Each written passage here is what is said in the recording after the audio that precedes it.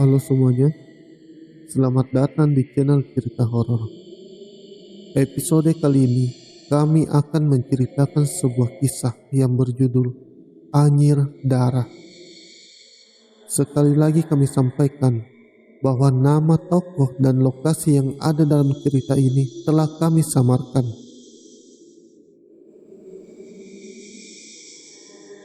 Pada suatu sore, sebuah truk melaju dengan kecepatan tinggi. Si supir tampak kesulitan mengendalikan truknya. Truk itu mengalami masalah pada pedal gasnya. Saat melaju pada gigi 4 dengan kecepatan 80 km per jam, pedal gasnya tidak kembali ke posisi semula.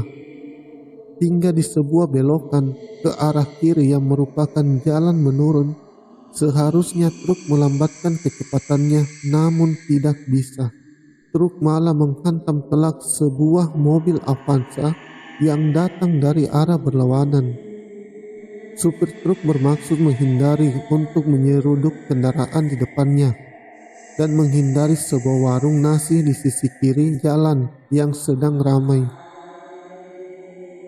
Avanza yang ukurannya tidak seberapa dibandingkan truk tentu saja hancur di bagian depannya, bahkan terseret beberapa meter. Penumpang dalam Avanza itu tewas seketika di tempat. Pengemudi dan temannya yang duduk di bangku sebelahnya. Ternyata di belakang Avanza itu ada pengendara motor Revo yang naas. Seorang remaja laki-laki berusia 20 tahunan. Ia ikut terseret bersama motornya di kolong mobil Avanza. Tio sudah seminggu lebih di kota Malang. Ia sedang liburan kuliah. Sebenarnya keluarganya juga baru sekitar 7 bulan di Malang. Ayahnya yang seorang tentara dipindah tugaskan. Sebelumnya mereka tinggal di kota Semarang. Ketika keluarganya pindah ke rumah dinas, Tio tidak turut serta dikarenakan kuliah di Semarang. Pada liburan itu, Tio mengajak serta teman kuliahnya, Dios. Ia mengisi hari-harinya selama berlibur dengan berjalan-jalan mengendarai mobil Yarisnya berkeliling wilayah Malang dan sekitarnya, hanya sekedar menyegarkan mata dan melihat-lihat suasana baru. Rute jalan-jalan kali ini sedikit keluar kota Malang ke wilayah KP, yang mana sore itu terjadi kecelakaan. Posisi mobil Tio pada detik-detik menjelang kejadian adalah persis di sebelah truk yang menabrak. Ia melihat dengan langsung dengan mata kepala sendiri. Saat berlangsung kejadian membuatnya menepikan mobil didorong pula karena rasa penasaran memastikan apa yang sebenarnya terjadi. Terlihat orang-orang berkerumun mengitari mobil Avanza. Tio dan Dios juga turut serta menghampirinya. Mereka menyaksikan pemandangan yang sangat mengenaskan. Pengendara dan rekannya terjepit dashboard mobil. Sekujur tubuh korban tampak basah dengan noda darah segar. Pecah beling dan bagian-bagian entah dari Avanza atau truk terlihat berserak di sekitar tempat kejadian. Beberapa orang lainnya mengamankan si supir truk. Di kolong Avanza itu terlihat motor, namun entah di mana pengendaranya. Lalu ada seorang bapak-bapak menegur Tio. Mas, yang bawa mobil Yaris itu ya?" katanya sambil menunjuk ke arah mobil Tio. "Iya Pak." "Kenapa? Masnya nggak kenapa-kenapa?" "Saya nggak kenapa-kenapa Pak. Mas bisa minta tolong Mas," lanjut si bapak. "Ya Pak, ada apa?" "Ada korban lagi sebenarnya yang naik motor. Kondisinya udah gawat kelihatannya Mas. Harus buru-buru dibawa ke rumah sakit. Nunggu ambulans lama, bisa diantar sama Masnya." Tio sejenak diam terpaku atas permintaan si bapak. Lalu ia menatap ke arah Dios. Dios memberi kode menggeleng tanda tidak setuju.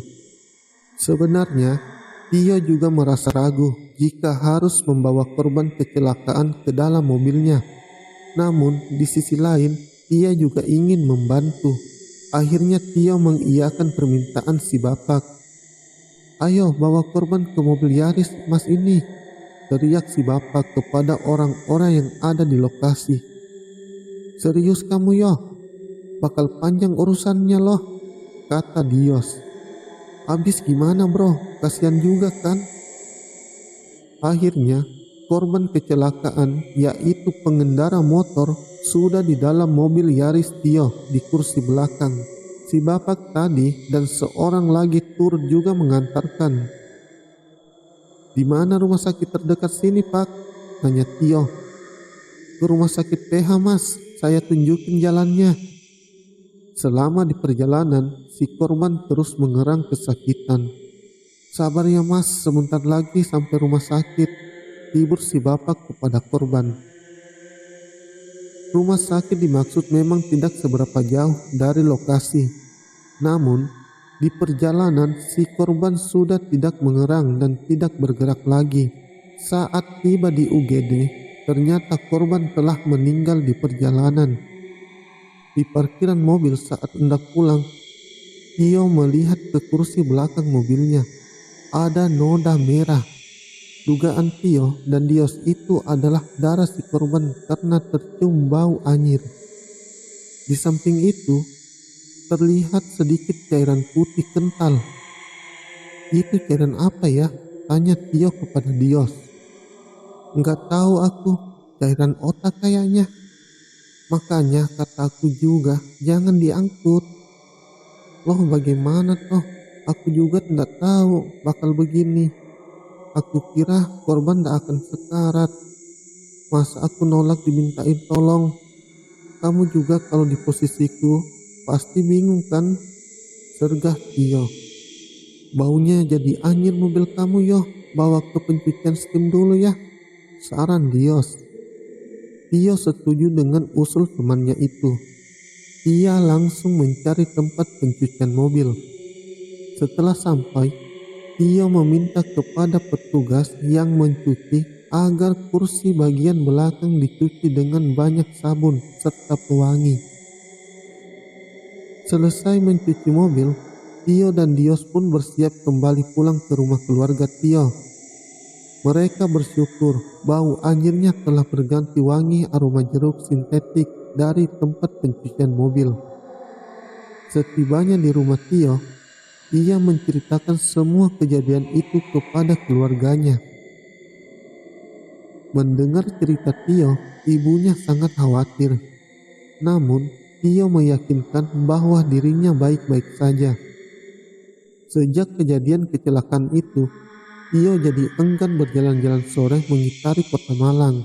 Lagi pula pikirnya, sehari lagi ia mesti kembali ke Semarang karena perkuliahan akan segera berlangsung. Hari kepulangan pun tiba. Dengan mengendarai mobil Yarisnya, Tio berangkat dari Malang pukul 4 sore. Sengaja ia berangkat sore dengan pertimbangan lebih santai. Juga, sesampainya di Semarang nanti pasti sudah malam. Ia pun bisa langsung istirahat tidur.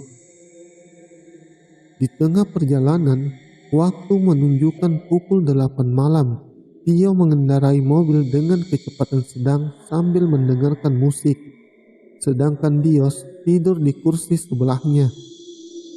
Tiba-tiba, hidung Tio mencium sesuatu yang ia kenali beberapa hari terakhir. Yos, bangun sek," sergah Tio kepada Dios. "Opo, minta ganti nyupir?" "Enggak, kamu nyium sesuatu ndak?" Dios terlihat mengendus-endus mencoba menangkap bau yang dimaksud Tio. "Loh, ini kalau tidak salah baunya..." Tio dan Dios saling bertatapan. Tidak salah, mereka berdua mencium bau anyir darah. Bau yang hanya beberapa hari lalu mereka cium karena mengangkut korban kecelakaan yang akhirnya meninggal di dalam mobil Tio. Hari berikutnya saat di Semarang, setiap Tio mengendarai Yarisnya, Bau anyir darah menyeruak seisi dalam mobil. Tio merasa stres dengan kondisi tersebut. Dia sudah mencoba menaburkan bubuk kopi yang konon bisa menghilangkan bebauan tidak sedap. Tetap saja bau anyir darah tidak mau pergi. Sampai-sampai ia bela-belain mengganti jok mobilnya sekaligus karpet bagian belakang. Tetapi tetap saja bau anyir darah tercium. Anehnya, bau tersebut hanya tercium santer jika hari menjelang maghrib sampai sepanjang malam hari. Akhirnya, Tio memilih tidak menggunakan mobilnya apabila hari sudah menjelang malam. Nyalinya ciut juga. Saat pulang kuliah pun, biasanya ia tenang-tenang saja jika harus pulang malam karena ada jadwal kuliah malam atau lanjut nongkrong bersama teman-temannya. Dikarenakan keadaan itu, ia jadi selalu segera meninggalkan kampus agar tiba di rumah sebelum waktu maghrib. Meski mengendarai mobilnya saat hari masih terang pun, hatinya tidak tenang. Kerap ia merasa was-was dikarenakan baunya masih tercium walaupun tidak sesanter malam hari.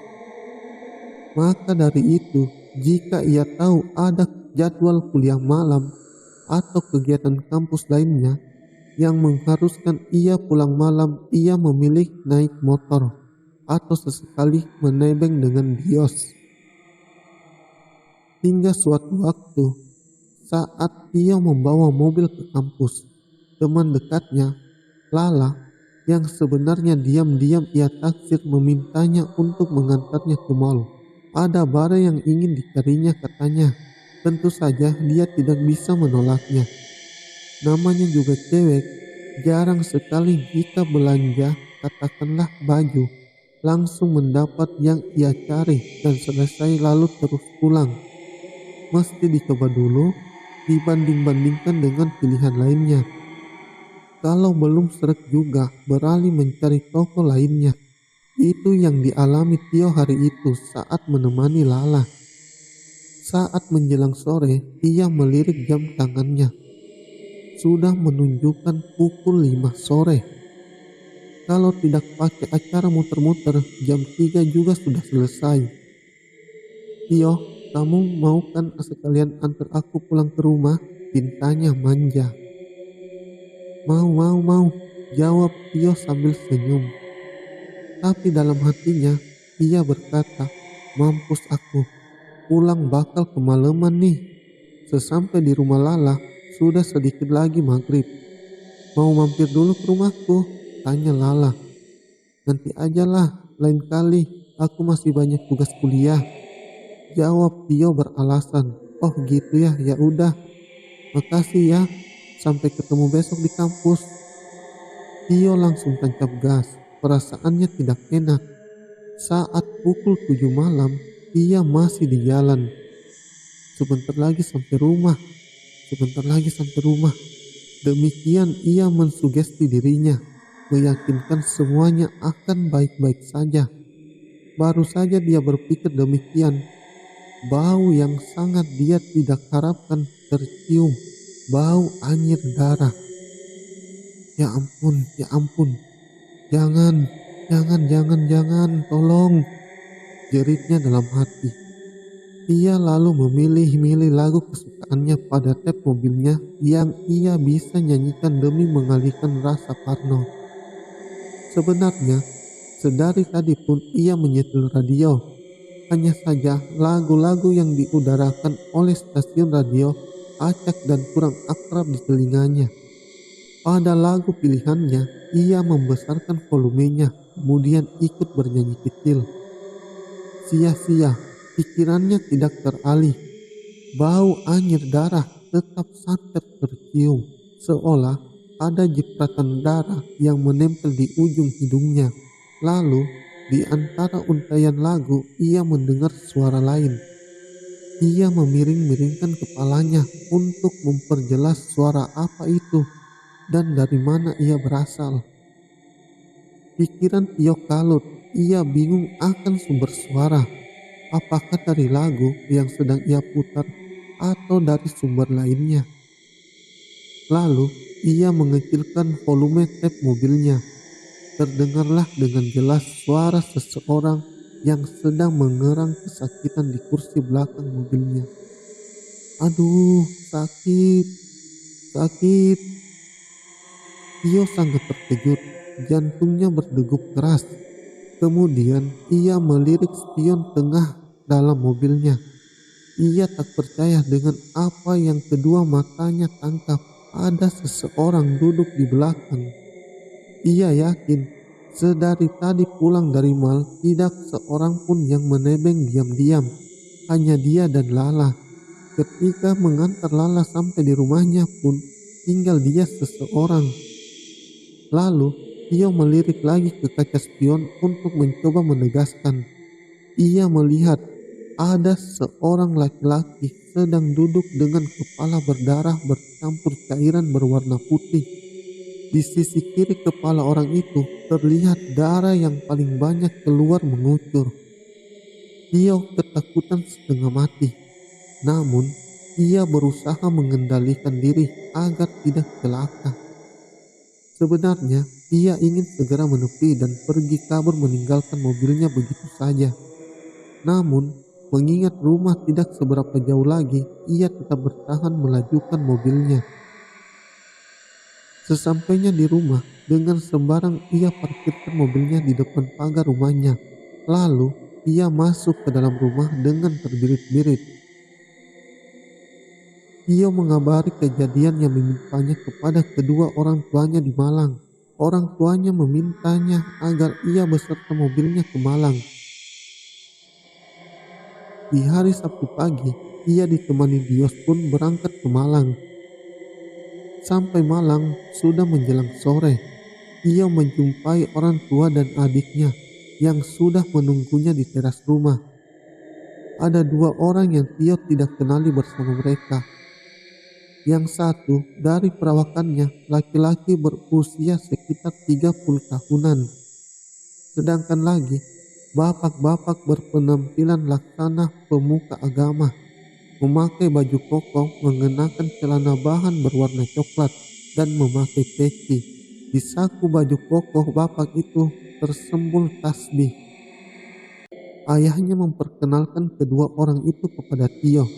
Ternyata bapak itu adalah orang pintar yang bisa membantu orang dengan masalah gangguan makhluk halus. Sedangkan orang yang satu lagi pengantarnya.